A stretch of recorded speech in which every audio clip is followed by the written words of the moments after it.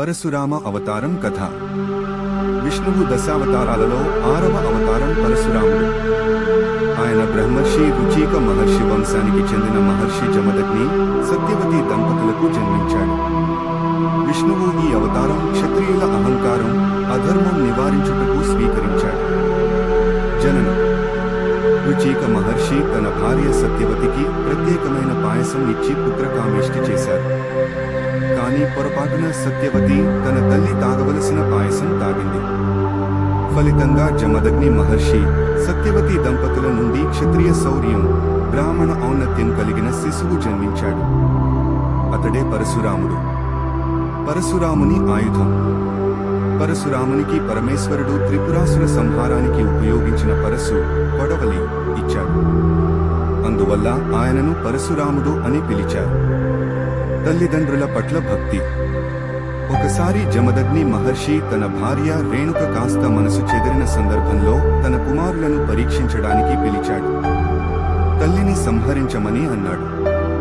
పెద్ద అన్నలు అంగీకరించలేదు. కాని పరశురాముడు తండ్రి ఆజ్ఞను గౌరవించి తల్లిని సంహరించాడు. ఆనందపరిచిన జమదగ్ని, ఏ వరమైనా కోరుకో అన్నప్పుడు పరశురాముడు తల్లి మళ్లీ ప్రాణం పొందాలని వరం కోరాడు. క్షత్రియ సంహారం. మహారాజు కార్తవీర్యార్జునుడు జమదగ్ని మహర్షి ఆశ్రమంలోకి వచ్చి కమధేనువు, సురభి గోవు ని బలవంతంగా తీసుకెళ్లాడు. దీనితో పరశురాముడు తన కొడవలితో యుద్ధం చేసి కార్తవీర్యార్జునుని సంహరించాడు. తర్వాత కార్తవీర్యుని కుమారులు ప్రతీకారంగా వచ్చి జమదగ్ని మహర్షిని సంహరించారు. తండ్రి వధతో కోపగించిన పరశురాముడు ప్రతిజ్ఞ చేసి, భూలోకంలో ఉన్న క్షత్రియులను 21 సార్లు సంహరిస్తాను అన్నాడు. ఆయన ప్రతిజ్ఞ ప్రకారం 21 సార్లు భూమిని క్షత్రియ రక్తంతో నింపాడు. భూదానం. అనంతరం పరశురాముడు యుద్ధంలో సంపాదించిన భూమిని కాశ్యప మహర్షికి దానం చేశాడు. ఆయన సముద్రాన్ని వెనక్కు తరిమి కేరళ ప్రాంతం పరశురామ క్షేత్రం సృష్టించాడని పురాణాలు చెబుతున్నాయి. మహాభారతంలో పరశురాముడు కురుక్షేత్ర యుద్ధం ముందు ఉన్న మహర్షి. భీష్ముడు, ద్రోణాచార్యుడు, కర్ణుడు వీరందరికీ ఆయుధ విద్య గురువు. కర్ణుడు బ్రాహ్మణుడిని అని చెప్పి ఆయుధ విద్య నేర్చుకున్నాడు.